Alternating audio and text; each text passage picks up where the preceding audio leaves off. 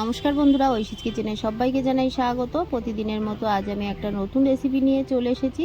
আজ আমি বানাবো বেগুন আলু দিয়ে পার্শে মাছের ঝোল।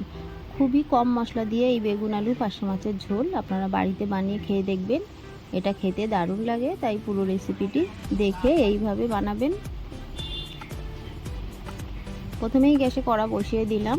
কড়াটা গরম হলে আমি এর মধ্যে দিয়ে দেব সাদা তেল, তবে আপনারা চাইলে সরষের তেলেও কিন্তু রান্নাটা করতে পারেন। তেলটা ভালো করে গরম করে নেব। তেলটা গরম হয়ে গেলে আগে থেকে লবণ হলুদ মাখিয়ে রাখা পার্শে মাছ দিয়ে দেব।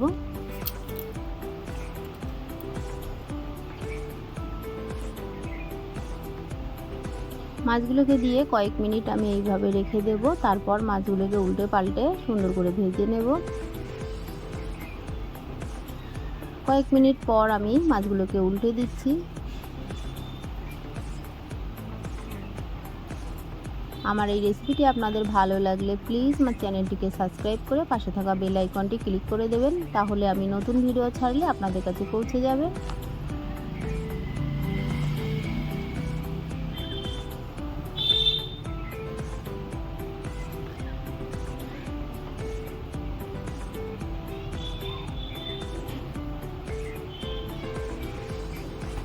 উল্টে পাল্টে মাছগুলোকে আমি সুন্দর করে ভেজে নেব।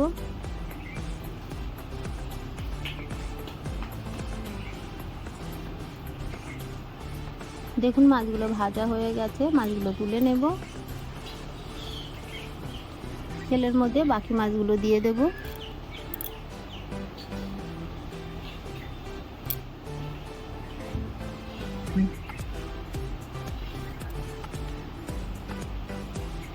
বাকি মাছগুলো দিয়ে আমি একইভাবে ভেজে তুলে নেব।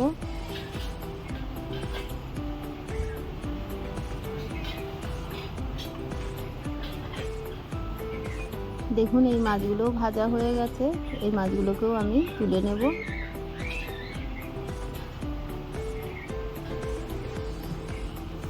মাছ তুলে নিয়ে দিয়ে দেব কালো জিরে, হাফ টিস্পুন কালো জিরে আমি ফোড়ন দিলাম। ফোড়নটা ভাজা হয়ে গেলে আগে থেকে কেটে রাখা বেগুন আলু দিয়ে দেব। তবে আপনারা চাইলে আগে বেগুনগুলোকে ভেজে তুলে নিয়ে তারপর রান্নাটা করতে পারেন। আমি একই সঙ্গে দিচ্ছি, তাহলে সময়টা কম লাগবে, একই সঙ্গে বেগুন আলু ভাজা হয়ে যাবে। দিয়ে দিলাম চেরা কাঁচা লঙ্কা,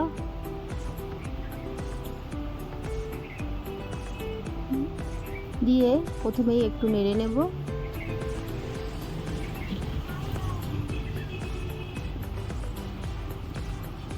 নেড়ে নিয়ে দিয়ে দেব লবণ, দিয়ে দেব হলুদ গুঁড়ো,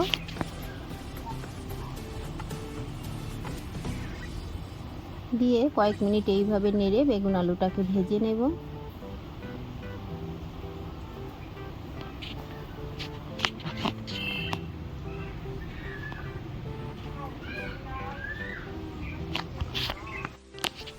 আমি অফ ক্যামেরায় সামান্য একটু লাল লঙ্কার গুঁড়ো দিয়েছিলাম, এটা অফ ক্যামেরা হয়ে গেছে, তাই আপনারা যারা লঙ্কার গুঁড়ো খান তারা দেবেন, আর যারা খান না তারা দেবেন না। দেখুন আমি 1 টিস্পুন দিয়ে দিলাম জিরে গুঁড়ো, দিয়ে একটু জল দিয়ে দিলাম। যেহেতু গুঁড়ো মশলা দিয়েছি মশলাটা পুড়ে যাবে, তাই ভালো করে আমি নেড়ে নেব। খুবই অল্প মশলায় এই বেগুন আলু পার্শে মাছের ঝোল এইভাবে বানিয়ে আপনারা খেয়ে দেখবেন, এটা খেতে কিন্তু অসাধারণ হয়।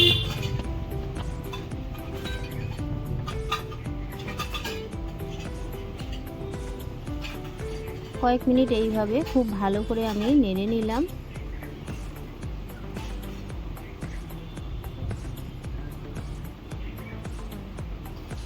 দেখুন বেগুনগুলো কিন্তু নরম হয়ে গেছে, আলুটাও সুন্দর করে ভাজা হয়ে গেছে মশলার সঙ্গে। এই সময় দিয়ে দেব পরিমাণ মতো জল।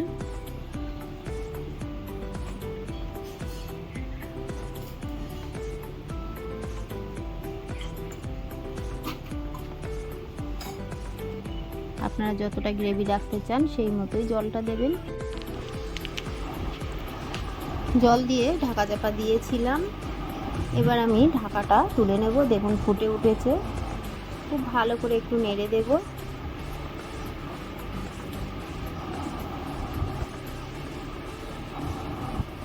আলুটা সেদ্ধ হতে বাকি আছে, আবারও ঢাকা চাপা দিয়ে আমি বেশ কিছুক্ষণ এইভাবে ফুটিয়ে নেব। আলুটা যখন 80% সেদ্ধ হয়ে যাবে তখনই কিন্তু মাছগুলো দেব। যেহেতু পার্শে মাছ, খুব বেশি ফোটালে কিন্তু মাছগুলো ভেঙে যাবে, তাই মাছটা দিয়ে খুব বেশি ফোটাবো না। দেখুন আলুটা 80% হয়ে গেছে, ভেঙে যাচ্ছে। এই সময় আমি মাছগুলো দিয়ে দিলাম। মাছগুলোকে দিয়ে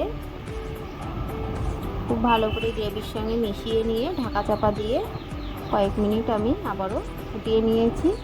নিয়ে ঢাকাটা তুলে আবারও একটু নেড়ে দেব।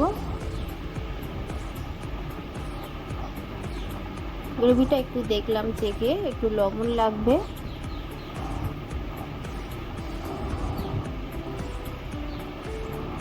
তাই আমি স্বাদ অনুযায়ী আরও একটু লবণ দিয়ে দিলাম।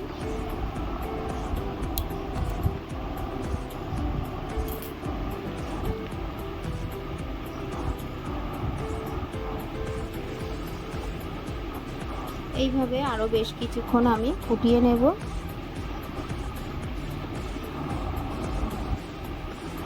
ঢাকা চাপা দিয়ে আরও কয়েক মিনিট আমি ফুটিয়ে নিলাম।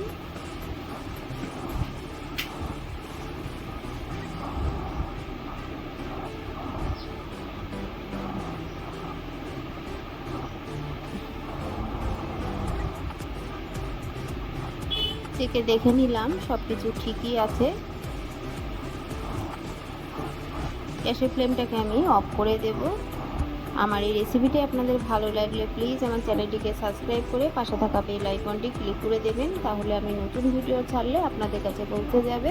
রেসিপিটি ভালো লাগলে একটা লাইক করতে ভুলবেন না। রেসিপিটি কেমন লাগলো আমাকে কমেন্ট করে জানাবেন। ভালো থাকবেন, সুস্থ থাকবেন। আবার দেখা হবে পরের ভিডিওয়ে। পুরো ভিডিওটা দেখার জন্য অসংখ্য ধন্যবাদ।